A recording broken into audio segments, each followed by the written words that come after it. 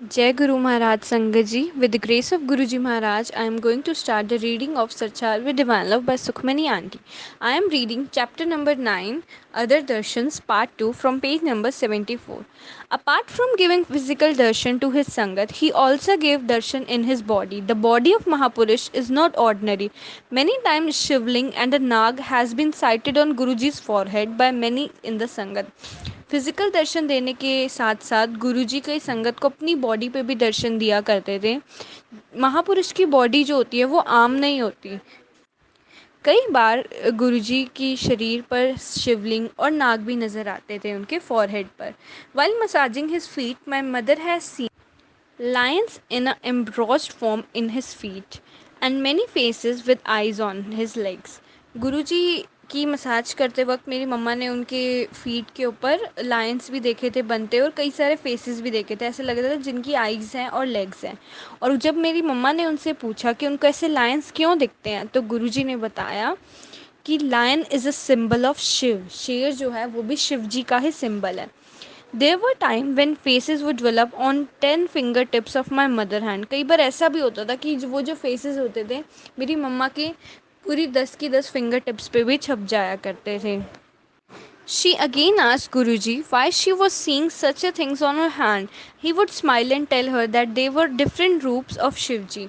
तो जब मेरी मम्मा पूछा करती थी कि अलग अलग फेसेस क्यों मुझे नज़र आ रहे हैं तो गुरुजी उन्हें कहा करते थे ये सब शिवजी के ही अलग अलग रूप हैं। I was too blessed with the darshan of Shirdi वाले साईं बाबा ऑन गुरुजी's टंग। और मुझे भी शिरडी वाले साईं बाबा के दर्शन हुए गुरुजी की टंग पे। Once on a day of Shivratri, I was unable to visit Guruji in Delhi, so my mother and I decided to keep a fast instead. Shivratri के दिन मैं और मेरी मम्मा गुरुजी के पास दिल्ली नहीं पहुंच पाए थे तो हमने सोचा क्यों ना आज फास्ट रखते हैं। हम मार्केट गए, कुछ फ्रूट्स लिए हमारे ग्रैंडफादर के साथ। हमने अपनी गाड़ी पार्क की पार्किंग लॉट में। वहाँ एक साधु आते हैं। He knocks on the window where my grandfather was sitting. He pointed towards a jeep and said that महापुरुष इज़ कॉलिंग यू। हम जैसे ही मार्केट में वहाँ खड़े हुए थे एक साधु आके हमारे विंडो पे नॉक करते हैं और मेरे नाना जी के पास पूछते हैं कि वहाँ देखो एक महापुरुष बैठे हैं वो आपको बुला रहे हैं। हमने जैसे ही मुड़ के देखा वहाँ पे एक ब्लू कलर की जीप थी जिसमें दूसरे साधु बैठे थे और वो ना दूध का ग्लास पी रहे थे। The jeep must have just materialized because there was no vehicle in the parking lot when we came and there was no way a diesel vehicle could come behind us without us hearing it. मतलब ये हमारे लिए गुरुजी ने हमें एक ऐसा बुलेखा सा दिखाया क्योंकि हम जब पार्किंग में खड़े थे तब कोई भी व्हीकल नहीं था और ऐसा हो ही नहीं सकता कि कोई डीजल का व्हीकल और उसकी आवाज़ हमें ना सुनाई दे। And what's more we were parked at once entrance to that market area. My grandfather got down and walked up to the jeep while I sat in the car trying to observe the महापुरुष mannerism. मेरे नाना जी वहाँ गए उन महापुरुष की तरफ और मैं गाड़ी में बैठे उनको महापुरुष के जो वो तौर तरीके थे वो देख रही थी। Although the Mahapurush looked nothing like Guruji, yet there was something about him that attracted me towards him. वो बिल्कुल भी गुरुजी जैसे नहीं लग रहे थे पर उनकी एक चीज़ थी जो मुझे खींच रही थी कि जो मुझे लग रहा था कि वो गुरुजी जैसे। His complexion was dark. He had long hair dressed in a saffron robe. उनका रंग सांवला था, उनके लंबे बाल थे और उन्होंने केसरिया जो था वो चोला पहना हुआ था।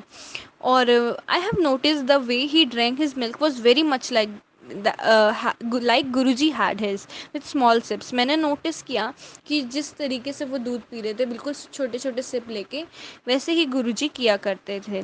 आई नोटिस द जीप हैड ओम नमः शिवाय written on it and the number of the jeep came out the total of 7। मैंने नोट किया कि जो जीप था उस पर ओम नमः शिवाय लिखा हुआ था और उसकी जो कार के नंबर था उसका जो सम था वो 7 आ रहा था। Somehow I was convinced it was Guruji and decided to ask him later when I went to Delhi। मैंने मान लिया था कि वो गुरुजी ही हैं और फिर बाद में मैंने गुरुजी से पूछा भी।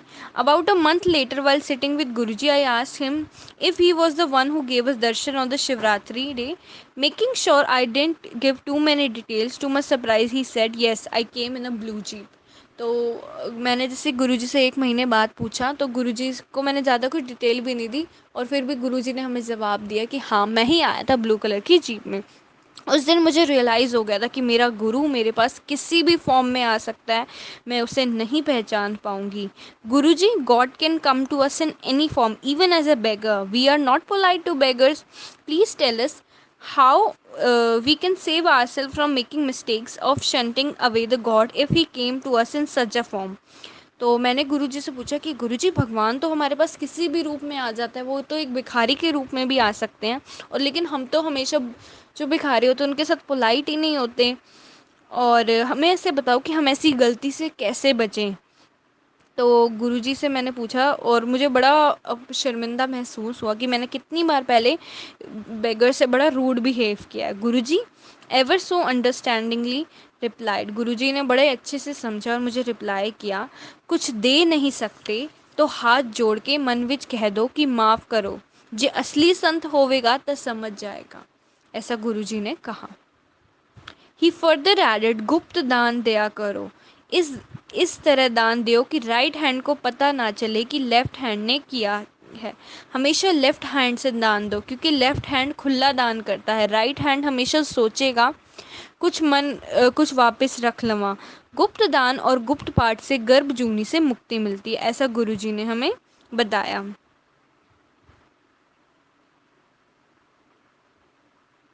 गुरुजी, what else we can do to attain moksha. गुप्त मतलब जो गुरुजी ने बताया कि गर्भ जूनी यानी कि मोक्ष मिलना, ये लाइफ और बर्थ की साइकिल है, इससे छुटकारा मिलना। तो और भी पूछा गया कि गुरुजी जो मोक्ष कैसे प्राप्त हो सकता है। गुरुजी ने कहा, help the needy, feed the hungry and read Shiv Purana.